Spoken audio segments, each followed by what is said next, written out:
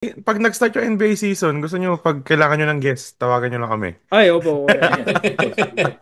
Yun rin po yung sinabi namin kasi po may tatlo po kaming episode na may sponsor po kami na yun lang po kahit sino kahit siguro po may kakilala sa liga na gusto lang na Siguro before the season starts, magkaroon tayo ng predictions na kanya-kanya tayong Oh, oh yeah, predictions maganda. yan for yan Mm. po. tapos keep the receipts Tapos sa end of season. may pera na rin kasama.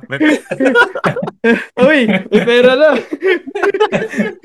Pwede naman. At Yun ang ano talaga. tayo na ba yung bagong ano? Shaq, Ernie, Papalitan na natin yung Charles. NBA. Oo, Pilipino. Yan, yung Pwede, pwede. pwede yan, pwede yan. Yun nga, like, plano po talaga namin na magka-studio kami. Yun nga, I think masaya po na magkaganon. Kasi, like, kayo po ba, may kilala po ba kayo nagpo-podcast na Pilipino? Ng, Kami lang. ng, di ba po? Yun din po yung sabi namin ni Nakailang Intern. episode na rin kami. Nakailang episode na rin tayo, di ba? Nasa Mo, Spotify.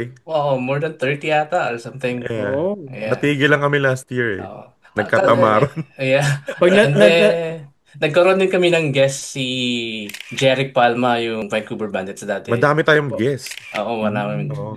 Pati Oo. si David Penny, di ba? David Penny. Kasi nagpa-PBA draft siya noon. Last year Mm. ba yun? Or last season? Wow. Yeah. And then si